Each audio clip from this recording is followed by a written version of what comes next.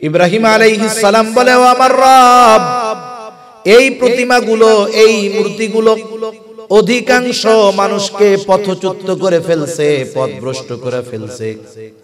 তবে যারা আমার আনুগত্য করেছে, আমার কথা মেনে শুনে ঈমান এনেছে, তারা তো আমার দলভুক্ত। তবে যারা আমার কথা মানে নাই, ওমান আসানি, যারা আমার কথা শুনে ঈমান আনে নাই, মূর্তি পূজা ছাড়ে নাই, ইব্রাহিম আলাইহিস সালাম কেমন যেন বলে, আল্লাহ, এরাও তো আমার উম্মত, যদিও এরা পাপী গুনাহগার। কেমন যেন ইব্রাহিম আলাইহিস সালাম বলে, আল্লাহ, আপনি যদি চান আমার এই গুনাহগার উম্মত গুলারেও আপনি মাফ করে দিতে পারেন। কারণ কি? ফাইন্নাকা গফুরুর রহিম, আপনি হলেন অতিশয় ক্ষমাশীল আর দয়ালু, আপনি আমার গুনাহগার উম্মত গুলারেও মাফ করে দেন। ঈসা আলাইহিস সালাম তার গুনাহগার উম্মতের জন্য দোয়া করে বলে, আল্লাহ, আপনি যদি তাদেরকে শাস্তি দেন, তারা তো আপনারই বান্দা, আর আপনি যদি তাদেরকে ক্ষমা করে দেন, ওয়া ইন তাগফির লাহুম ফাইন্নাকা আনতাল আজিজুল হাকীম, আর আপনি যদি তাদেরকে ক্ষমা করে দেন, আপনি আজিজ, আপনি হাকিম, আপনি হলেন মহাপ্রক্রমশালী, মহাপ্রজ্ঞাময়। আপনি যদি আমার উম্মত, আপনার গুনাহগার বান্দাকে ক্ষমা করে দেন, কেউ আপনাকে জিজ্ঞাসা করবে না, কারণ জানতে চাইবে না, কারণ আপনি তো আজিজ, আপনি তো হাকিম। ঈসা আলাইহিস সালাম বলতেছে, আমার গুনাহগার উম্মত গুলারে মাফ করে দেন। নবীজি যখন এই দুই নবীর দোয়া তিলাওয়াত করলেন, যা তারা উম্মতের ব্যাপারে করছে, এইবার নবীজির অন্তরে তার গুনাহগার উম্মতের মুহাব্বতের জোশ উঠে গেছে। নবীজি এইবার দুই হাত উঁচু করে কান্না শুরু করে দিয়েছেন। নবীজি শুধু কান্না করেন আর বলেন, আল্লাহুম্মা উম্মতি উম্মতি, আর কিছু বলেন না। আল্লাহ রাব্বুল আলামিন তো সব জানেন, নবীজি কিছু বলেন না, শুধু বলেন আল্লাহুম্মা উম্মতি উম্মতি। মূলত নবীজি কি বলতে চায়, দুনিয়ার কেউ জানুক আর না জানুক, বুঝুক আর না বুঝুক, যিনি জানেন, যিনি বোঝেন, তিনি কে? আর একটু জোরে বলেন না কে? আল্লাহ তাআলা সব জানেন তার হাবিব কি বলতে চায়, এরপরেও হাবিবের জবান দিয়ে শুনতে চায়। জিবরাইল আলাইহিস সালামকে পাঠায় দিয়েছে, যাও মুহাম্মাদের কান্নার কারণটা জিজ্ঞাসা করো। জিবরাইল আলাইহিস সালাম আয়েশা বলে, আপনি কান্না করেন কেন?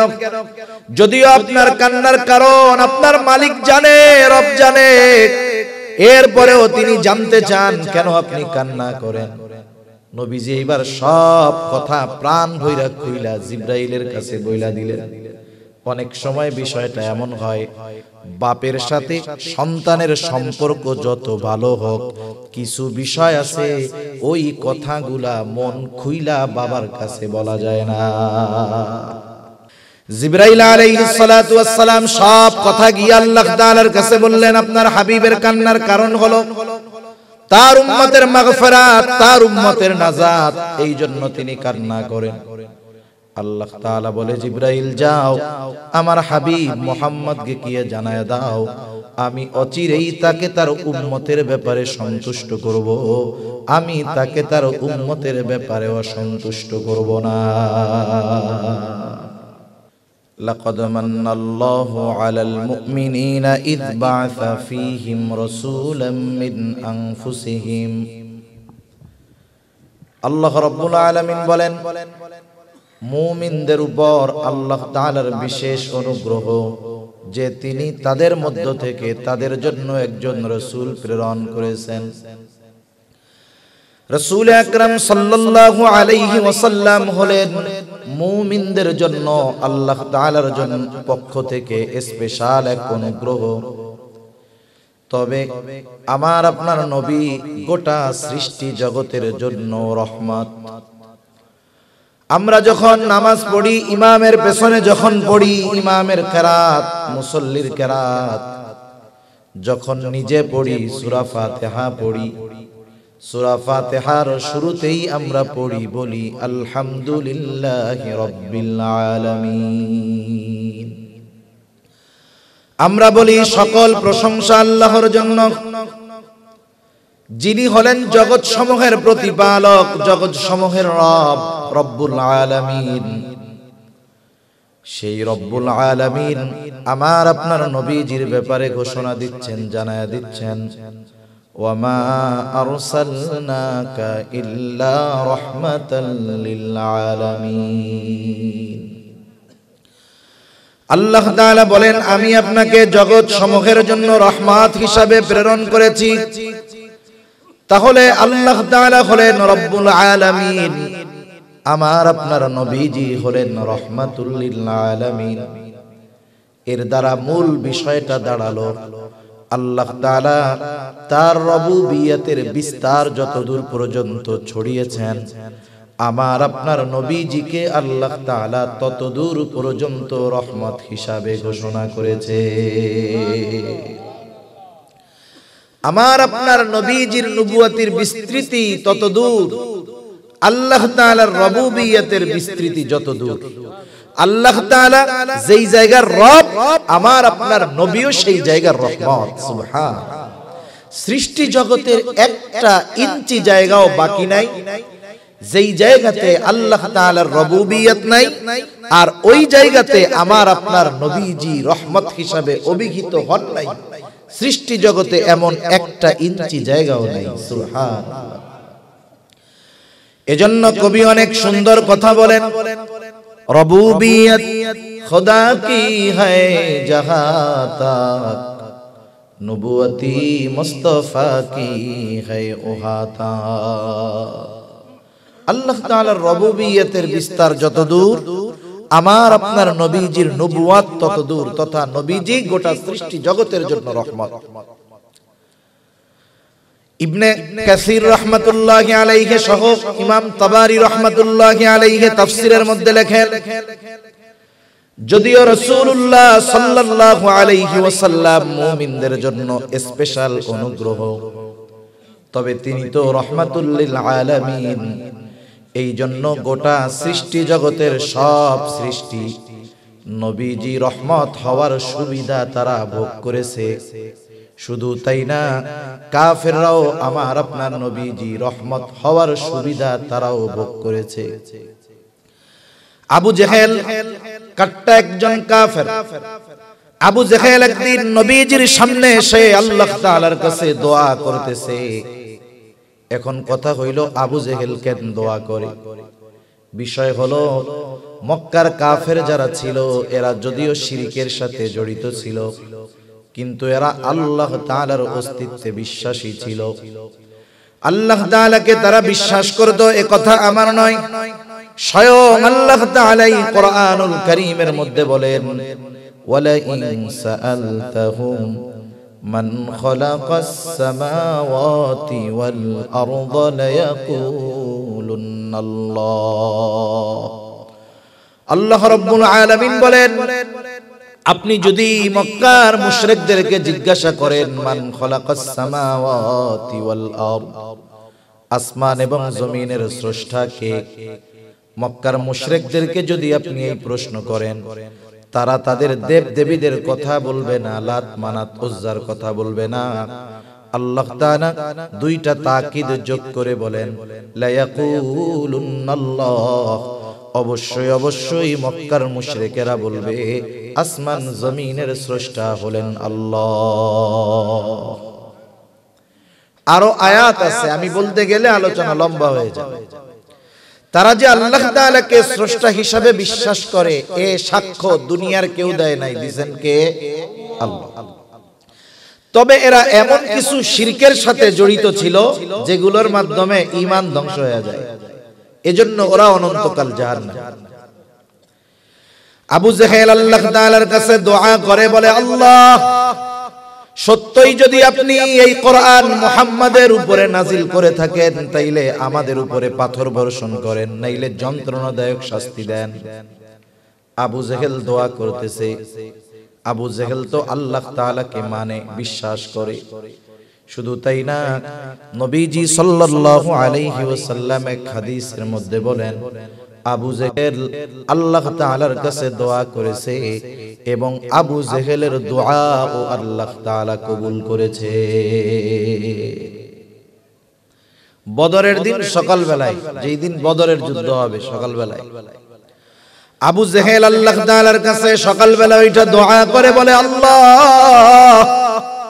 আজকের দিনে যারা হকের উপরে আছে, সত্যের উপরে আছে, আপনি তাদেরকে বিজয় দান করেন। দোয়া করছে আবু জেহেল। নবীজি বলেন আল্লাহ তাআলা আবু জেহেলের দোয়া কবুল করেছে। বদরের দিন যারা হকের উপরে ছিল, সত্যের উপরে ছিল, আল্লাহ তাআলা তাদেরকেই বিজয় দান করেছে। এখন বলেন, কেউ যদি দোয়া কইরা এই দোয়া করে যে আমার উপরে পাথর বর্ষণ করেন, নাইলে যন্ত্রণাদায়ক শাস্তি দেন, এটা কি রহমত না আযাব? আযাব। এখন এইরকম দোয়া করলো কেন? কিছু মানুষ আছে হিংসার কারণে। একটা উদাহরণ দিলে বুঝতে সহজ হবে। সজাগ আছেন তো আপনারা? আচ্ছা, মাশাআল্লাহ। মনে করেন একজন গরিব মানুষ, অসহায় মানুষ, একেবারে দিন মজুর, অন্যের বাড়িতে কাজ করে খাওয়া লাগে। সে এক বাড়িতে কাজ করে, ওই বাড়ির মালিক 2-3 তলা বিল্ডিং এর মালিক, তার বড় টাকা পয়সা আছে, বড় বাড়ি আছে, গাড়ি আছে। ওই বাড়িতে এক আল্লাহর বান্দা কাজ করে, একেবারে গরিব মানুষ, কাজ করে ঠিক, কিন্তু কাজ করার ফাঁকে ফাঁকে কষ্ট করে হলেও সে তার সন্তানকে লেখাপড়া শিখাইছে। মনে করেন দুনিয়ার লাইনের লেখাপড়াই শিখাইছে। এখন ছেলেটাও চিন্তা করছে, আরে আমার বাপ আমাকে কত মেহনত করে লেখাপড়া শিখাচ্ছে, আমার তো শেখার দরকার। ও লেখাপড়া যত্ন সহকারে করছে, ঢাকা শহর থেকে লেখাপড়া করে এখন সে বিসিএস ক্যাডার হয়ে গেছে। মনে করেন বিসিএস ক্যাডার হয়ে সে এখন বড় অফিসার। বলেন তো তার বাবার কষ্ট কি আর থাকবে? থাকবে না। কিছু ভালো মানুষ আছে এলাকায়, যখন শুনছে যে অমুক চাচা অসহায়, নিঃস্ব, ঘর বাড়ি কিছুই নাই, ওনার ছেলে বড় অফিসার হইছে, যাক চাচার এই কষ্টের অবসান হইল, এখন একটু শান্তিতে জীবন যাপন করবে। কিছু মানুষ চায়ের দোকানে আলোচনা করতেছে ওনার ব্যাপারে আর ওনার ছেলের ব্যাপারে। একজন বলতেছে, শুনছো অমুকের ছেলে এত বড় অফিসার হইছে, আলহামদুলিল্লাহ চাচার কষ্ট দূর হয়ে গেছে। এখন বলেন তো একজন মানুষের যদি সমৃদ্ধি হয়, উন্নতি হয়, অগ্রগতি হয়, সমাজের সব মানুষ কি খুশি হয় নাকি? কিছু মানুষের চুলকানি হয় না? হয়। এখন এই আলোচনা যখন চলতেছে, ওই পাশে এক জায়গায় বসা ওই ব্যক্তি, যার বাড়িতে ওই মুরব্বী তথা ওই ছেলের বাবা কাজ করত, এখন চিন্তা করছে ওর পোলা এত বড় অফিসার হয়ে গেল, কয়দিন পরে তো আমার 2 তলা ছাড়াইয়া 5 তলা বাড়ি করবে। এখন তার মধ্যে হিংসা আসছে, হিংসা। সে কি বলবে? আরে বাদ দাও, অমকের ছেলে যা হয় হোক, এই তো 2 মাস আগেও আমার বাড়িতে কামলা দিয়া গেছে। এখন বলেন তো এ কথা বলার দ্বারা কি বুঝলেন? কিসের থেকে বলছে? হিংসার থেকে। আবার অনেক মানুষ এরকমও বলে যে অমকের ছেলে এত বড় অফিসার, ওরে বাবা এ খবর শোনার আগে আমি মরলাম না কেন। এরকম তো আলহামদুলিল্লাহ আপনাদের এলাকায় লোকজন নাই, আলহামদুলিল্লাহ। এখন বলেন তো ওই টাইমে যদি আজরাইল আইসা বলে, তাহলে তোমার যেহেতু মরতে চায় আমার সাথে চলো, ও কি বলবে? কথার কথা কি বলবে? আরে ভাই ও তো এমনি গেছে। তাহলে দেখেন অনেক সময় মানুষ বলে যে আমি মরলাম না কেন, বাইসা আছি কেন। এ কথা কেন বলে? হিংসার কারণে বলে, অন্তরের রোগের কারণে বলে, ঠিক কিনা? আবু জেহেল তো মনে করতো মক্কার মধ্যে ওর চাইতে যোগ্য লোক আর কেউ নাই, কারণ সে সমাজপতি, সমাজের নেতা, এলাকার নেতা, তার কথায় সবাই উঠে আর বসে। সে কেমন যেন বলতে চায়, মুহাম্মদ তো গরিব মানুষ, এ তো এর কাছে কোরআন কেন নাজিল করলেন আল্লাহ? এই কাজটা তো ঠিক হয় নাই। কেমন যেন আল্লাহ তাআলাকে বলতেছে, সাথে সাথে নবীজির উপরে কোরআন নাজিল হওয়ার কারণে নবীর সামনে টিটকারি কইরা কথাটা বলতেছে। আবু জেহেল এই কথা বলার পরে আবু জেহেলের কথার জবাব আল্লাহ তাআলা পাঠায়া দিলেন। নবীজির জবান দিয়ে আল্লাহ তাআলা আবু জেহেলের এই কথার জবাব জানায়া দেন। কেমন যেন আল্লাহ তাআলা বলেন, আবু জেহেল রে, তুই যেই দোয়া করেছিস, তুই যেই কামনা করেছিস, আমি সেইটা তোরে দিতাম, পাথর মাইরা তোরে আমি সাইজ কইরা দিতাম, কিন্তু কেন আমি আযাব দেই না, গজব দেই না, শুইনা নে। আল্লাহ তাআলা আমার আপনার নবীর জবান দিয়ে বের করলেন, ওয়া মা কানাল্লাহু লিয়ুআযযিবাহুম ওয়া আনতা ফীহিম। হাবিব, আপনি যেহেতু তাদের মধ্যে আছেন, আপনি যতক্ষণ তাদের মধ্যে আছেন, আপনি অবস্থান করার কারণেই আমি তাদেরকে আযাব দিব না। আল্লাহ তাআলা কি বললেন? সাইজ করে করতাম, কেন করি না জানিস? রাহমাতুল লিল আলামিন দুনিয়ার জমিনে আছে, এই জন্য সাইজ করি না। এই উপকার শুধু যে আবু জেহেল ভোগ করেছে তা না, কিয়ামত পর্যন্ত সব মানুষ ভোগ করবে, নেককার হোক আর পাপী হোক। রাহমাতুল লিল আলামিন দোয়া করে গেছে, আল্লাহ আমার উম্মতের অবাধ্যতার কারণে, পাপের কারণে আপনি তাদেরকে সমূলে শেষ করে দিবেন না। শুধুমাত্র নবীজির সম্মানার্থে এত পাপাচার, অনাচার, এত গুনাহ হওয়ার পরেও আল্লাহ তাআলা মাঝে মধ্যে একটু ভূমিকম্প দিয়ে সতর্ক করে, কিন্তু চূড়ান্ত ভাবে এই উম্মতকে নিঃস্ব করে দেয় না। সেজন্য নবীজি হলেন রাহমাতুল লিল আলামিন। তবে উম্মতের প্রতি কত দরদি ছিলেন নবী, আল্লাহ তাআলা এই কথাও জানায় দেন। আমার আপনার নবী উম্মতকে ভালোবাসতেন, উম্মতের মুহাব্বত, ভালোবাসা নবীজির অন্তরে ছিল। আমরা তো অনেক সময় উলামায়ে কেরাম আলোচনা করেন, আমরাও করি, নবীকে ভালোবাসতে হবে। কেন ভালোবাসতে হবে?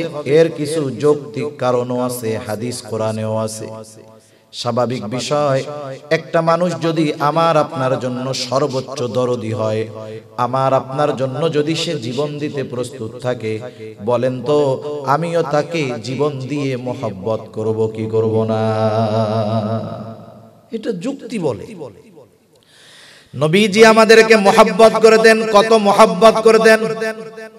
আব্দুল্লাহ ইবনে আমর ইবনুল আস রাদিয়াল্লাহু তাআলা আনহু বলেন, একদিন আমরা নবীজির সাথে এক মজলিসের মধ্যে বসে আছি, হঠাৎ করে নবীজি তিলাওয়াত করলেন, আন্নান নাবিয়্য সাল্লাল্লাহু আলাইহি ওয়াসাল্লাম তাআলা মা কাওলাল্লাহি আযজা ওয়া জাল্লা ফি ইব্রাহিম আলাইহিস সালাম। আল্লাহ রাব্বুল আলামিন ইব্রাহিম আলাইহিস সালাতু ওয়াস সালামের ব্যাপারে যা নাযিল করেছেন, রাসূলুল্লাহ সাল্লাল্লাহু আলাইহি ওয়াসাল্লাম ওইটা তিলাওয়াত করলেন।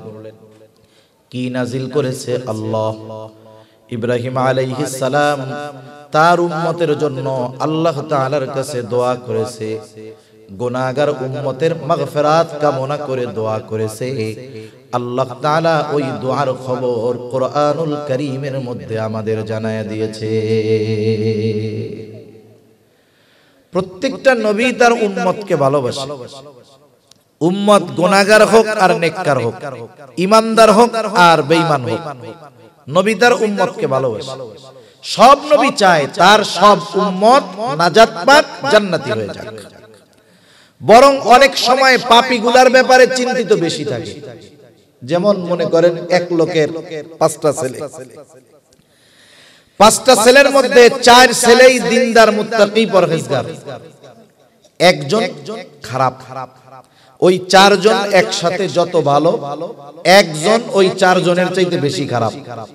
এখন বলেন তো, মা বাবা যখন একা একা চিন্তা করে, তখন চিন্তা কি ওই ভালো 4 ছেলের জন্য বেশি করে না খারাপটার জন্য বেশি করে?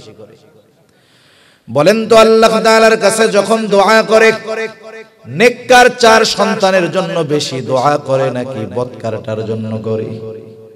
একটু চিন্তা কইরা দেখেন, সন্তান যত পাপী হোক, বদকার হোক, মা বাবা মোহাব্বতের কারণে সন্তানকে দূরে ঠেলে দেয় না। আল্লাহর কসম, আল্লাহর কসম, আল্লাহর কসম, আমার আপনার মা বাবা আমাকে আপনাকে যত ভালোবাসে, তার চাইতে বেশি ভালো মুহাম্মাদুর রাসূলুল্লাহ বাসে। ইব্রাহিম আলাইহিস সালাতু ওয়াস সালাম তার গুনাহগার উম্মতের মায়া, অন্তরে মুহাব্বত, এই জন্য দোয়া করতেছে, রব্বি ইন্নাহুন্না আযলাল্না কাসীরাম মিনান নাস ফামান তাবিআনি ফাইন্নাহু মিন্নি ওয়া মান আসানি ফাইন্নাকা গফুরুর রহিম। ইব্রাহিম আলাইহিস সালাম বলে, ও আমার রব, এই প্রতিমাগুলো, এই মূর্তিগুলো অধিকাংশ মানুষকে পথচ্যুত করে ফেলছে, পথভ্রষ্ট করে ফেলছে।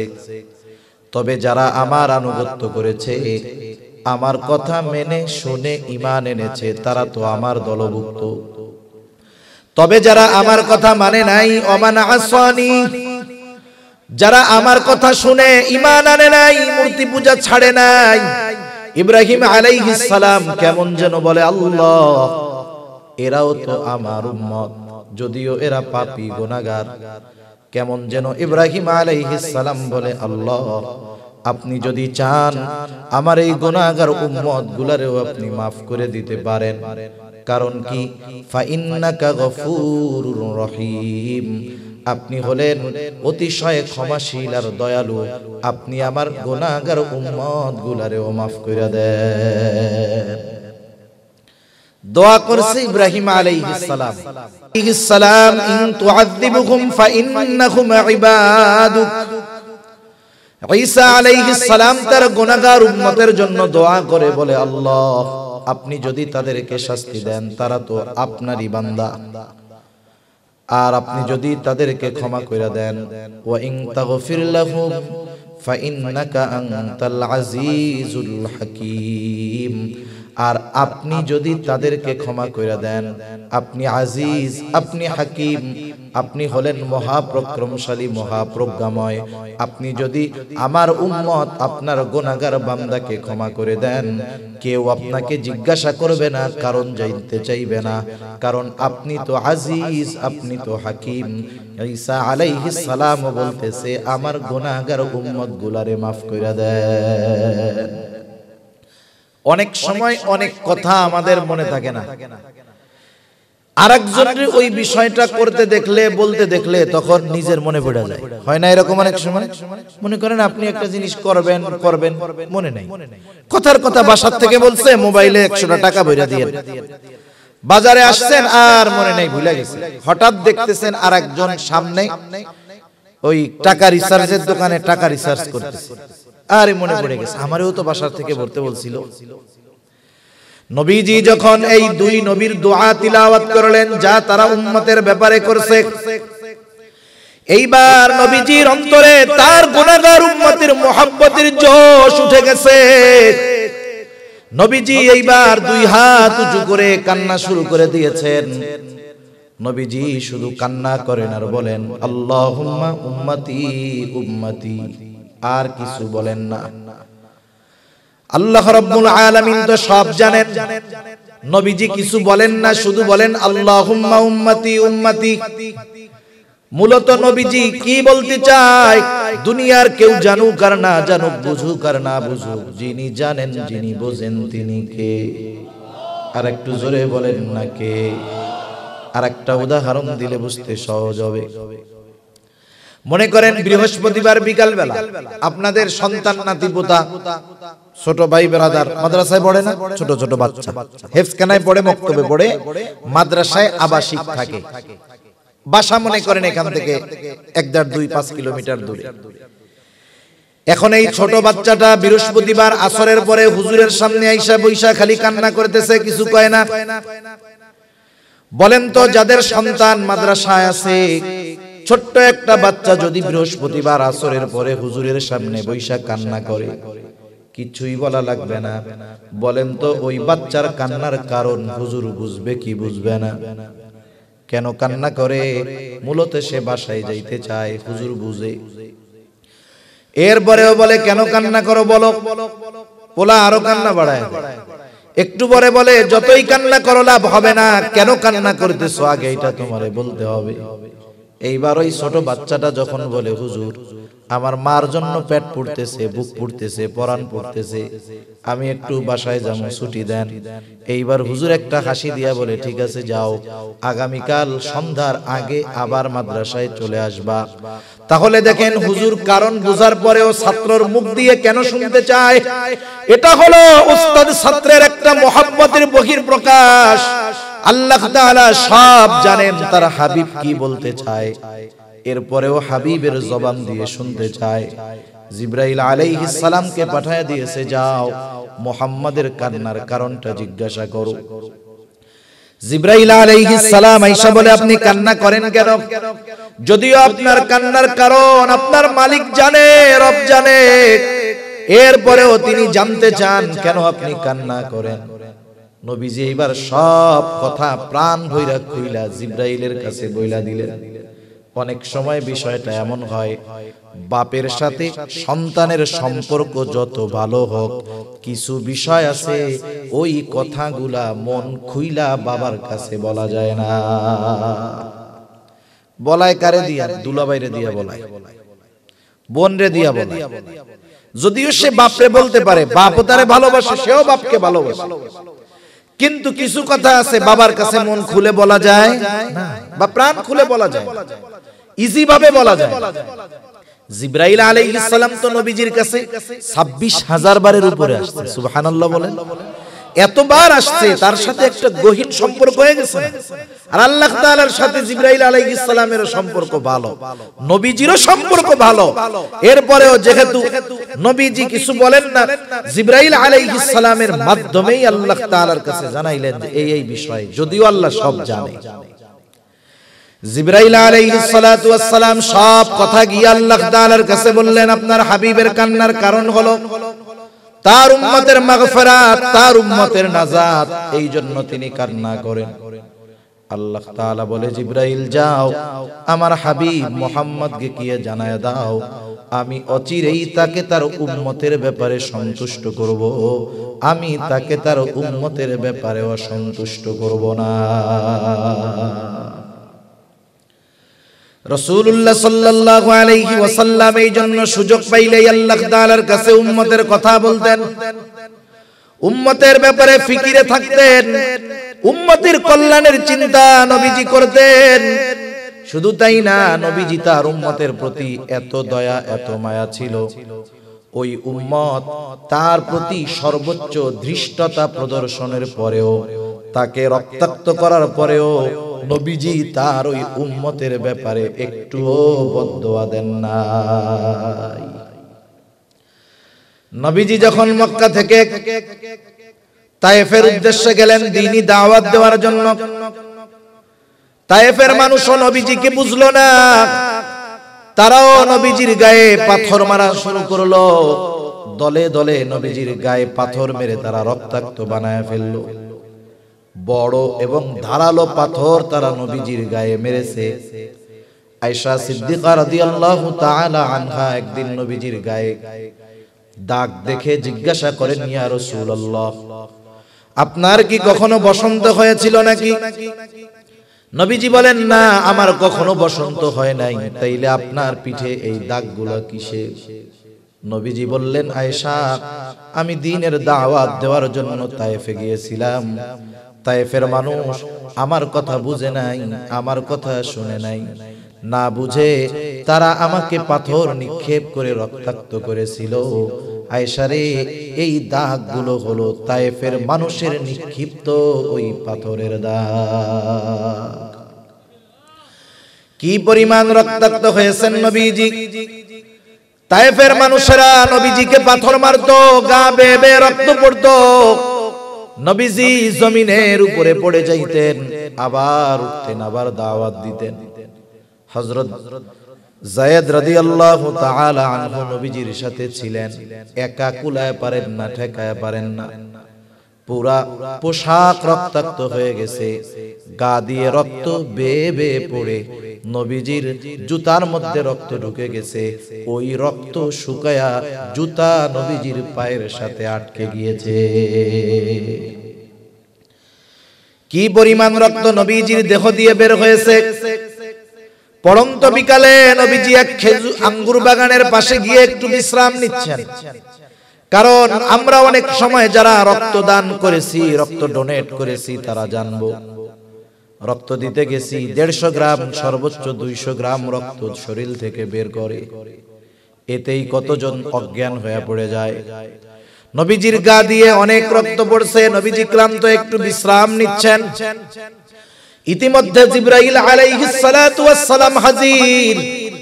এসে সালাম দিয়ে বলে, ইয়া রাসূলুল্লাহ, এই কওম আপনার সাথে কেমন আচরণ করেছে আপনার মালিক সব দেখছে।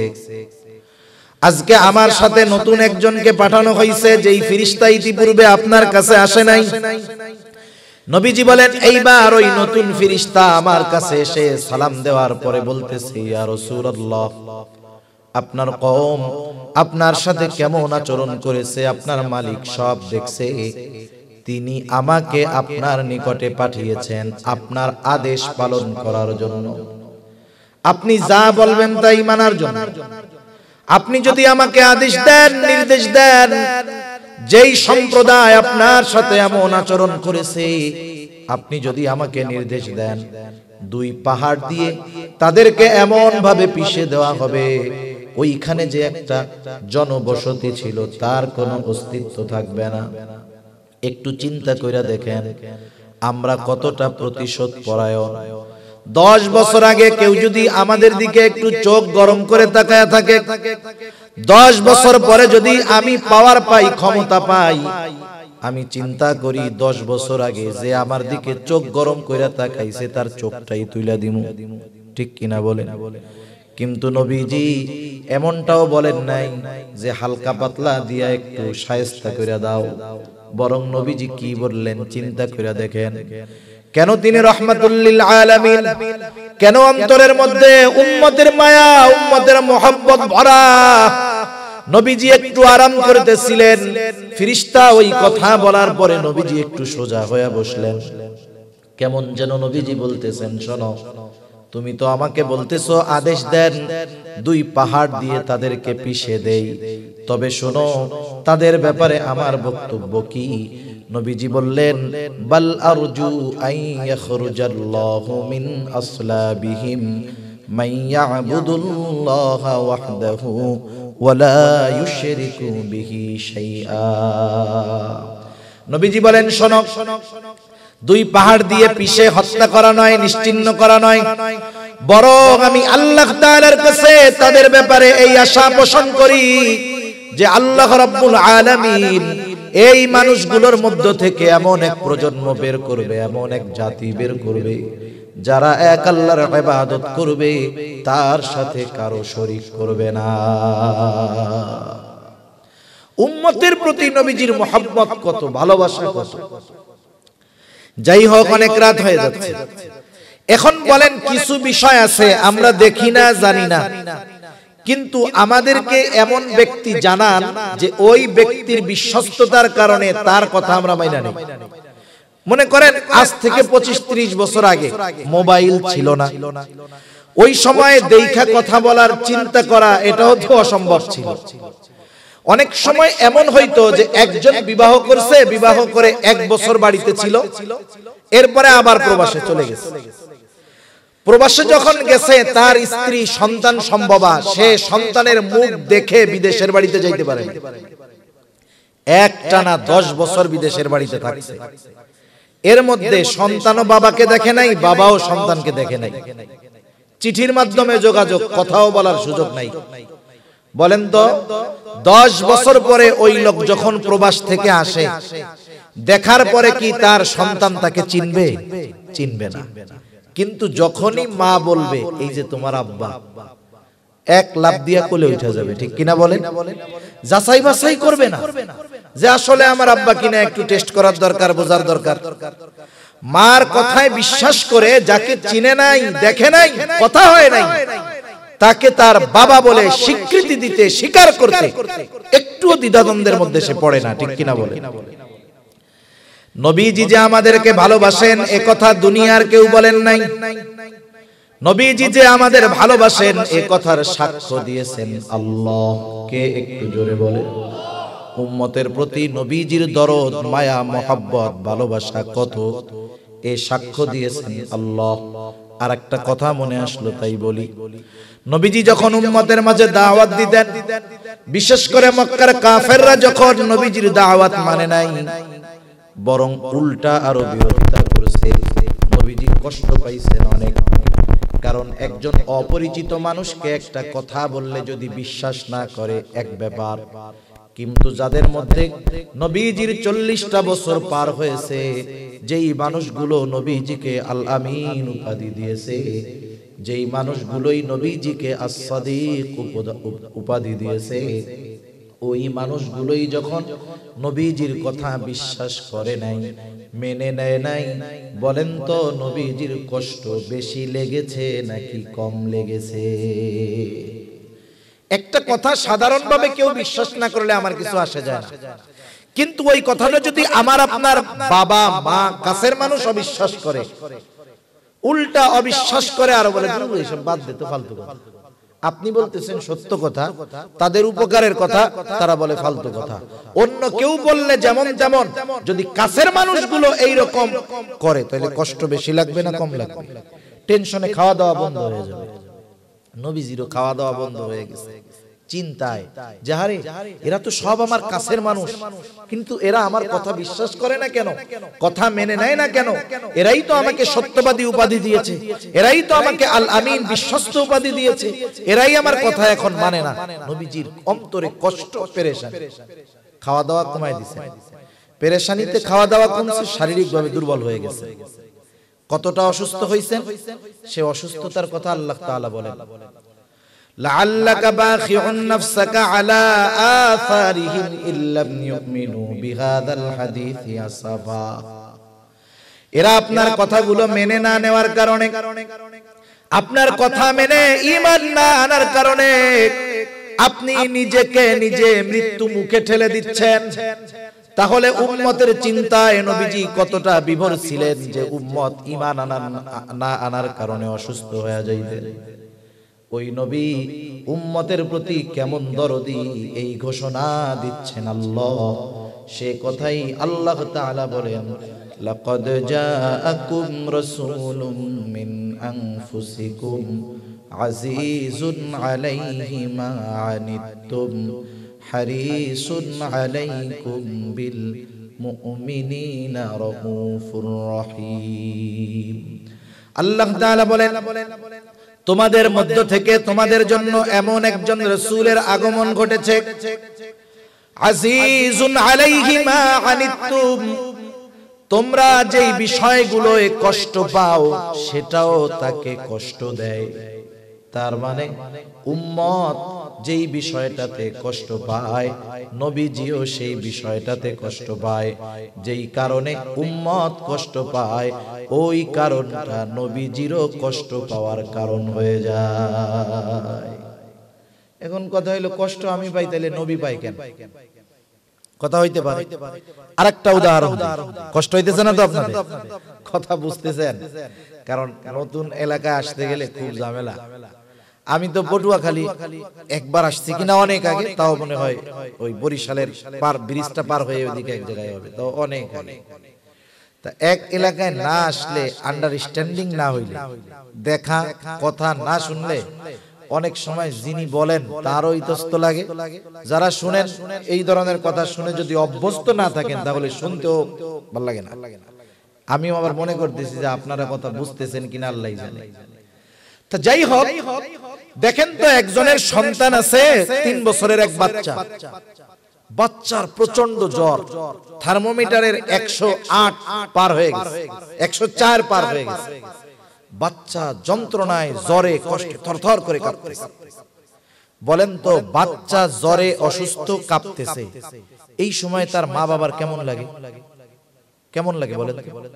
বাস্তবতা হলো, ওই বাচ্চা জ্বরে যেরকম কষ্ট পায়, তার চাইতে ওই বাচ্চার ওই অবস্থা দেখে মা বাবা আরো বেশি কষ্ট পায়। মনে মনে আল্লাহ রাখা, আল্লাহ রোগটা আমারে দিয়ে আমার পোলাটারে সুস্থ করো তো। মা বাবা সন্তানের মহব্বতে সন্তানের কষ্টটা নিজে অনুভব করে। রহমাতুল লিল আলামিন আমাকে আপনাকে মা বাবার চাইতে বেশি মহব্বত করে বিধায়, মা বাবার চাইতে বেশি ভালোবাসে বিধায়, আমার আপনার জন্য কষ্টের কারণ যেগুলো হবে, ওটাও নবীজির জন্য কষ্টের কারণ হয়ে যায়। একথা আল্লাহ তাআলাই বলেন, আজিজ তিনি হলেন সমব্যথী, হারিসুন আলাইকুম তিনি তোমাদের জন্য কল্যাণকামী, নবীজি সর্বদা উম্মতের কল্যাণের চিন্তা করতেন। কোন বিষয়ের মধ্যে উম্মতের কল্যাণ সেটাই তিনি নিতেন। এই প্রসঙ্গে একটা হাদিস বলি। নবীজি বলেন, প্রত্যেকটা নবীকে স্পেশাল একটা দোয়া করার সুযোগ দেওয়া হয়েছে। সব নবী সেই দোয়াটা তার উম্মতের ব্যাপারে দুনিয়াতে করে ফেলছেন। নবীজি বলেন, আমি আমার ওই দোয়াটাকে মওজুদ করে রাখছি, সংরক্ষণ করে রাখছি, দুনিয়ায় করি নাই। কিয়ামতের দিন ওই দোয়াটা আমি আমার উম্মতের জন্য সুপারিশ হিসাবে আল্লাহ তাআলার কাছে করব। সেজন্য নবীজি হলেন উম্মতের সর্বোচ্চ কল্যাণকারী।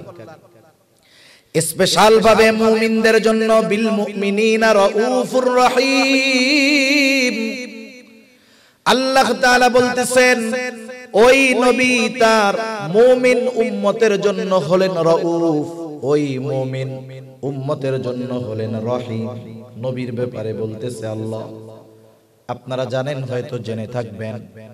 বলেন তো, রাউফ কার গুণবাচক নাম? আর একটু জোরে বলেন না। বলেন তো, রহিম কার গুণবাচক নাম? দুনিয়ার কোন মাখলুক রাউফ হতে পারে না, দুনিয়ার কোন মাখলুক রহিম হতে পারে না।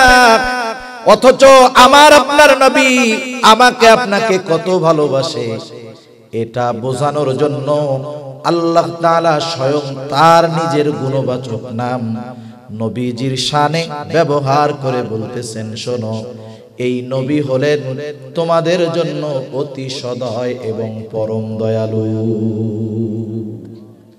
এই কথাটা অনুধাবন করার বিষয়। বললাম এত বলে আল্লাহ তাআলা নবীজিকে বলতেছে যে আপনি হলেন রাউফুর রহিম আপনার মুমিন উম্মতের ব্যাপারে। সুবহান। আমরা সেই নবীর উম্মত, যেই নবীর উম্মতের প্রতি ভালোবাসা বয়ান করে বক্তব্য দিয়ে কোন মাপার মিটার দিয়ে অনুমান করা সম্ভব নয়। এই নবী যে উম্মতের প্রতি দরদ শুধু দুনিয়ায় তা না, কিয়ামতের কঠিন ময়দানেও নবীজি কিন্তু উম্মতকে ভুলবে না। কিয়ামতের ময়দান এমন কঠিন, আল্লাহ তাআলা কোরআনুল কারীমের বিভিন্ন জায়গায় কিয়ামতের ময়দানের সাম্যক চিত্র তুলে ধরেন।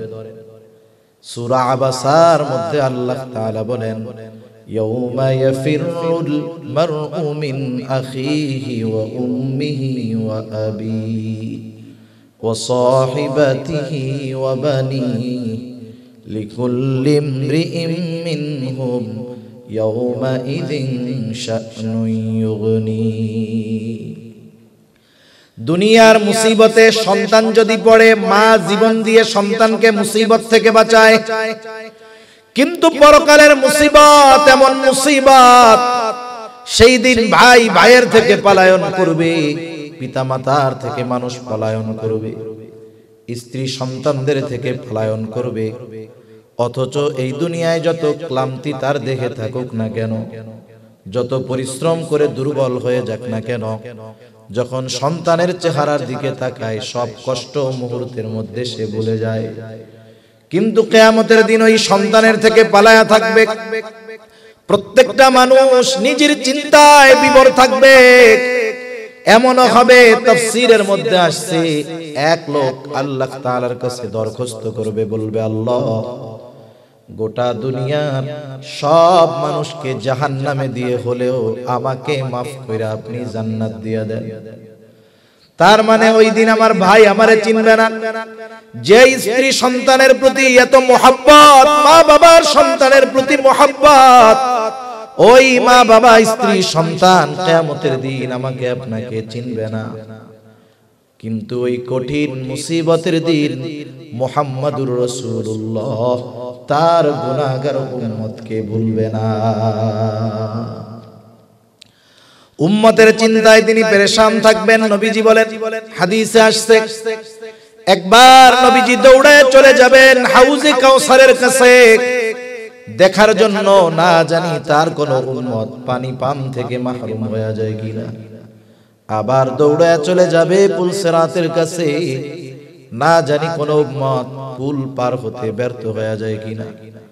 আবার আরেকবার দৌড়ে চলে যাবে মিজানের কাছে, না জানি নেকি সওয়াব গুনাহ ওজন দেওয়ার সময় ধরা পড়ে যায় কিনা, আবার একবার দৌড়ায় যাবে জাহান্নামের কাছে, না জানি কোন উম্মতকে জাহান্নামে দিয়ে দেওয়া হয় কিনা। আবার যখন সুপারিশের প্রয়োজন হবে নবীজি গিয়ে আল্লাহর কুদরতি কদমে সেজদায় লুটায়া পড়বে, এক জায়গায় স্থির তিনি থাকবেন না। সব নবী জান্নাত অভিমুখে রওনা হয়ে যাবে, জান্নাতের দরজায় পৌঁছায়া যাবে। জান্নাতের দরজা বন্ধ, জিজ্ঞাসা করা হবে জান্নাতের দরজা কেন খোলা হয় না? জবাব দেওয়া হবে যিনি আসলে খোলা হবে তিনি আসেন নাই।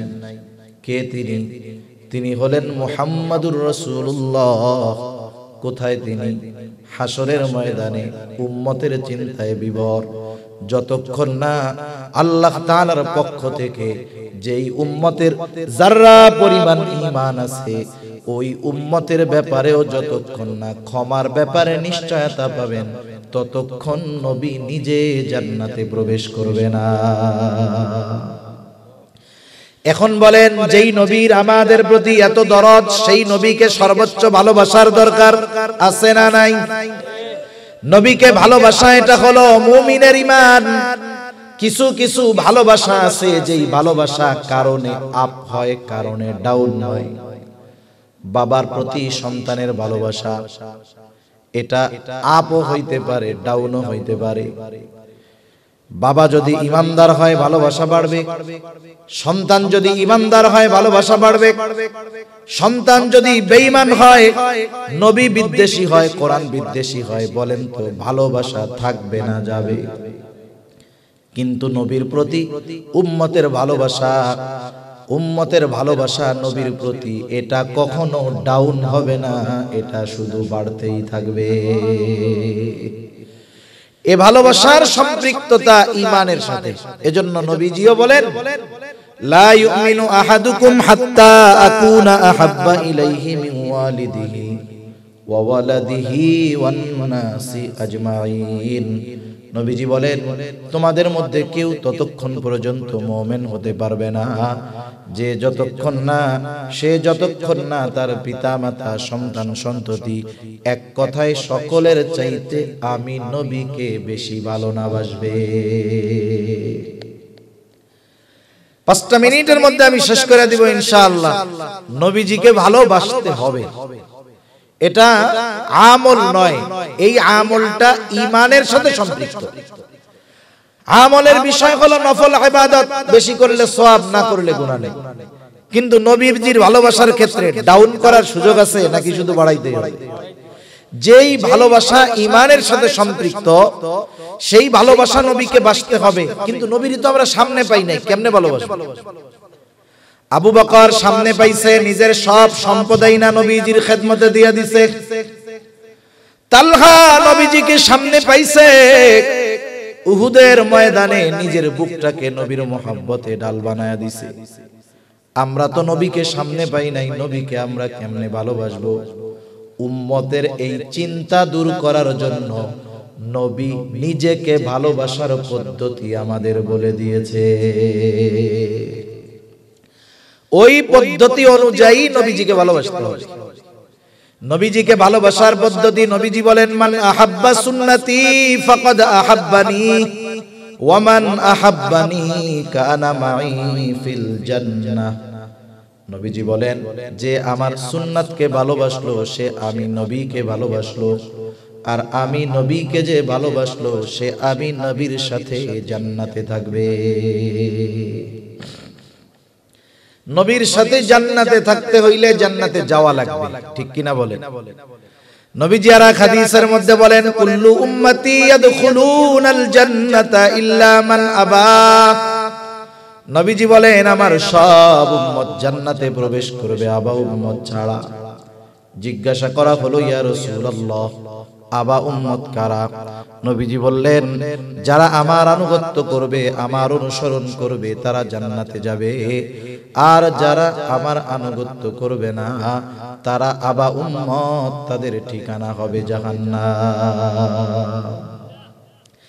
তাহলে এই দুই হাদিসের সমন্বয় করলে জবাব হয়, নবীজির সুন্নাতকে যারা মুহাব্বতের সাথে অনুসরণ করবে, শুধু সুন্নাতকে মুহাব্বত করলে হবে না, ওই সুন্নাতের ধারক বাহক নিজেও হতে হবে। দাড়িওয়ালাকেই শুধু মুহাব্বত করলে হবে না, নিজেও দাড়িওয়ালা হতে হবে। এই দুই বিষয়ের সমন্বয় যখন ঘটবে তথা সুন্নাতকে মুহাব্বতের সাথে অনুসরণ করবে, নবীজি জানায় দেন সে আমার সাথে জান্নাতে অবস্থান করবে। নবীর সাথে জান্নাতে অবস্থান, এটা সবচেয়ে বড় পাওয়া। সাহাবায়ে কেরাম বলেন, আনাস রাদিয়াল্লাহু তাআলা, গ্রামের একজন লোক আসছে, আসার পরে নবীজিকে জিজ্ঞাসা করে কিয়ামত কখন হবে। নবীজি উল্টা প্রশ্ন করেছে, মা কিয়ামতের জন্য কি পাথেয় সংগ্রহ করছে? বলে আমি আল্লাহ এবং তার রাসূলকে ভালোবাসি। গ্রামের মানুষ তো সহজ সরল, নবীজিও বলতেছে যে যাকে ভালোবাসে আল মারউ মা মান আহাব্বা, সে তার সাথেই অবস্থান করবে। হযরত আনাস রাদিয়াল্লাহু তাআলা আনহু বলেন, নবীজির মুখে যখন এই কথা শুনছি, ঈমান আনার পরে আমরা এতটা খুশি হই নাই যতটা খুশি হইছি এই কথা শুনে যে আমরা নবীর সাথে জান্নাতে থাকতে পারবো। সুবহানাল্লাহ, আমরা নবীর সাথে জান্নাতে থাকতে চাই। সুন্নাতের উপরে আমল করলে নবীজির সাথে জান্নাতে থাকা যাবে। দেখেন অনেক সুন্নাতবিহীন মানুষ আছে, যারা আছেন অনেকে শুনতেছে, সবার কাছেই একটা আরজ। শেষ কথা আমি বলে শেষ করে দিব। দেখেন মানুষ মারা যায় না, আপনারা একটা জানাজা পড়ছেন না সন্ধ্যার পরে? আল্লাহর বান্দা দুনিয়া থেকে চলে গেছে, আমাকে আপনাকেও মরতে হবে, চলে যেতে হবে। মৃত্যুর পরে যদি আমার পরিচয়টা মুসলমান থাকে, মুসলমানিত্ব থাকার না থাক, যদি পরিচয় মুসলমান থাকে, মুসলমানিত্ব এক জিনিস, মুসলমান আর এক জিনিস।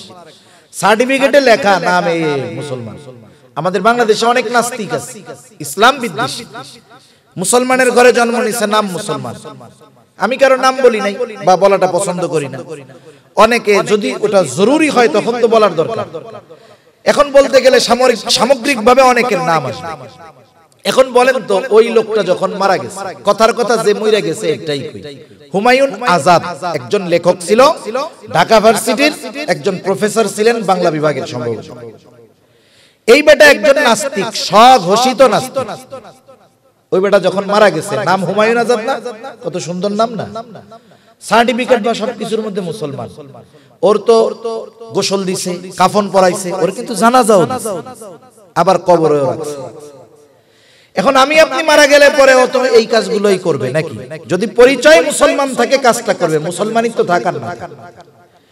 এখন এই যে মনে করেন সর্বশেষ কাফন পরাইলো, গোসল দিল, কাফন পরাইলো, জানাজা হলো, লাশের খাটিয়াটা নিয়ে যখন কবরের পাশে যাওয়া হবে, দুইজন কবরের মধ্যে নামবে, আর একজন উপরে থাকবে। দুইজন উপর থেকে নিচের দুইজনকে লাশটা ধরায় দিবে। এই যে লাশটা যখন নামায় তখন একটা দোয়া পড়ে, এই দোয়াটা আপনারা জানেন কি? কি বলে বলেন তো? বিসমিল্লাহি ওয়া আলা মিল্লাতি রাসূলিল্লাহ। এই দোয়াটার শাব্দিক অর্থ আমরা হয়তো জানি, কিন্তু প্রত্যেকটা কথার শাব্দিক অর্থের পাশাপাশি একটা মর্মার্থ আছে। এই কথাটা বলেই আমি শেষ করে দিব। আমরা দোয়া করে কবরে যখন লাশটারে রাখি, মূলত কি বলি? বুজুর্গানে দিন বলেন, ওই সময় আমরা আল্লাহ তাআলার কাছে বলি, আল্লাহ আপনার নামে এমন একজন ব্যক্তিকে এখন কবরের মধ্যে রাখতেছি, যার গোটা হায়াত সুন্নাতের উপরে পরিচালিত হয়েছে। সে যখন মারা গেছে সুন্নাতের উপরে ছিল, যখন তাকে আমরা কবরস্থ করতেছি এখনো সে সুন্নাতের উপরেই আছে। এই অবস্থায় আপনার নামে তাকে কবরস্থ করতেছি। এই দোয়াটা বইলা যাকে কবরে রাখা হলো, নিজের মধ্যেও সুন্নাতের বালাই নাই, সারাটা জীবন সুন্নাত আর সুন্নাত ওয়ালাদের বিরোধিতা করে গেছে। বলেন তো, ওই ব্যক্তির ক্ষেত্রেও তো এই দোয়াটা পড়ে কবরে রাখা হবে, তবে ওই ব্যক্তির ক্ষেত্রে এই দোয়াটা সত্য হবে নাকি মিথ্যা হবে? এজন্য আমরা নিজেরা মাঝে মধ্যে একটু নিজেদের সাথে দর কষাকষি করব, নিজেদের সাথে হিসাব করব। যে বলা যায় না আগামীকাল সকালটা আমার নাও দেখা হতে পারে, আমাকেও তো কবরে রাখবে। এই দোয়া বলে, এই দোয়া বলবে, দোয়ার সাথে আমার বাস্তবতার মিল আছে কিনা এটা মিলায় দেখতে হবে। যদি কথাগুলার সাথে বাস্তবতার মিল না থাকে, আমার অনন্তকালের সফর ওই সফরের প্রথম ঘাঁটি হলো কবর। ওই প্রথম ঘাঁটি কবরে আমাকে রাখা হবে মিথ্যা কথা বলে। এ বদনসিব যেন আমাদের কারণ না হয়, আল্লাহ কবুল করুক, সকলে বলি আমিন। আল্লাহ সুবহানাহু ওয়া তাআলা আমাদের সকলকে নবীজির আমাদের প্রতি মহব্বতকে পূর্ণ অনুধাবন করার তৌফিক দিন, সাথে সাথে নবীজিকে পরিপূর্ণ মহব্বত তথা সুন্নতকে মহব্বতের সাথে অনুসরণ করার তৌফিক আল্লাহ দান করুন, সকলে বলি আমিন। ওয়া আখিরু দাওয়ানা আনিল হামদুলিল্লাহি রাব্বিল আলামিন।